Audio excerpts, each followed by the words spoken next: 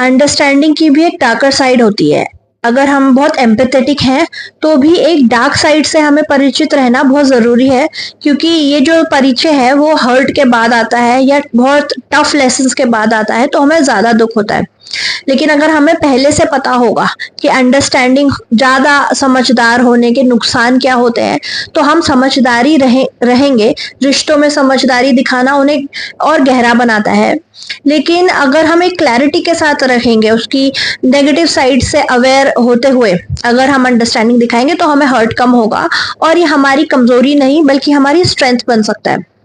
तो मैं आपको एक शॉर्ट स्टोरी सुनाती हूँ।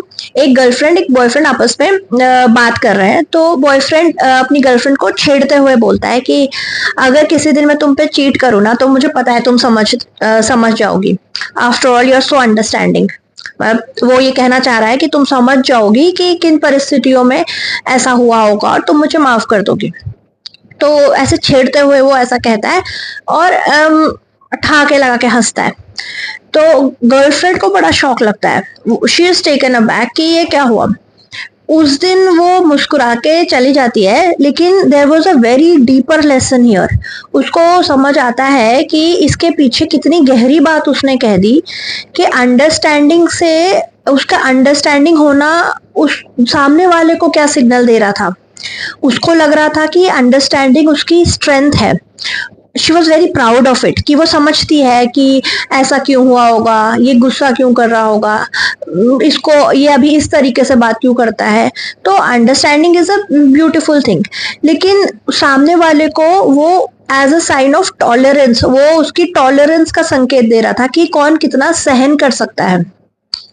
आपने देखा होगा कि जब भाई बहन, जो हमारे अगर छोटे घर में बच्चे होते हैं, तो लेट्स से दो भाई हैं, तो एक बच्चा बहुत जिद्दी है, रोता है, खिलौने की जिद कर रहा है।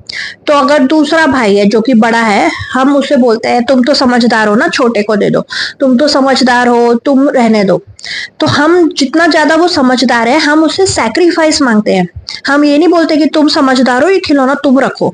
जो जिद कर रहा है उसको एज अ पनिशमेंट खिलौना नहीं मिलेगा, पर उल्टा होता है, क्योंकि वो बच्चा टफ टू हैंडल है, वो जिद कर रहा है, परेशान कर रहा है, तो माँ बाप उसको चीजें दिला देते हैं। तो समझदार होने का हमें कोई गिफ्ट नहीं मिल रहा होता, बल्कि हमसे सैक्रिफाइस एक्सपेक्टेड होता है कि तुम तो बड़े दिल के हो, समझते हो, माफ कर दोगे। छोटा वाला नहीं समझता। और ऐसा हर जगह पे होता है, इरिस्पेक्टिव ऑफ योर जेंडर। आप ऑफिस में हो, आप घर पे हो, कहीं पे भी हो, आपके फ्रेंड सर्कल में अगर कोई दोस्त आप पे जोक बना रहा है, आपको ह्यूमिलिएट कर रहा है, तो आप सोचते हो, आप हंसी में टाल देते हो कि छोड़ो, जोक ही तो है। लेकिन उससे आप उसको वो सिखा रहे हो कि आप पर ऐसा जोक मार सकते हैं, आपको बुरा नहीं लगता।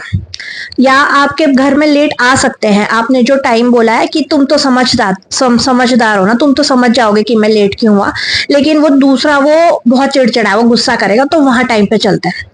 तो आप धीरे धीरे अपनी समझदारी से लोगों को ये बता रहे होते हो कि आप कितना सहन कर सकते हो ऐसी चीजें जो कि नेगेटिव है।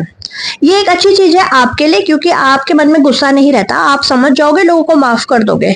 ये अच्छा है, तो ये बहुत अच्छी चीज है। लेकिन अगर आप चाहते हो कि आपको रिस्पेक्ट मिले, लोग आपकी टाइम का सम्मान करें, आपकी एनर्जी का सम्मान करें, या आपको लॉयल्टी दे, आपको रिस्पेक्ट दे, तो वो इसलिए नहीं मिलेगी कि आप अंडरस्टैंडिंग देते रहेंगे। अक्सर लोग ये करते हैं कि वो अंडरस्टैंडिंग देते हैं कि उन्हें एक दिन उम्मीद होती है कि मैं इसको इतना समझ रहा हूँ, तो ये भी मुझे समझेगा कि यार ये सब शब्द बोलने से मुझे हर्ट होता है, क्योंकि मैं भी तो कई बार समझता हूँ या समझती हूँ। पर तो हम अंडरस्टैंडिंग दे दे के होप करते हैं कि सामने वाला भी हमें समझेगा कि ये चीजें मेरी ट्रिगर्स हैं, ये मुझे बुरा लगता है। बट ऐसा नहीं होता। आपको रिस्पेक्ट मिलती है आपकी बाउंड्रीज से, कि ये मुझे जोक पसंद नहीं आया तो आप हंसे नहीं, आपने दर्शाया कि I did not like this, आपने बाउंड्री बनाई, आपने एक्सप्रेस किया, आपने ना बोला। तो आपके स्टैंडर्ड्स और आपकी बाउंड्रीज आपको रिस्पेक्ट दिलाते हैं। Understanding can be negative because it is taken as a sign of your tolerance. तो एम्पैथेटिक होना is a very beautiful sign, but with boundaries.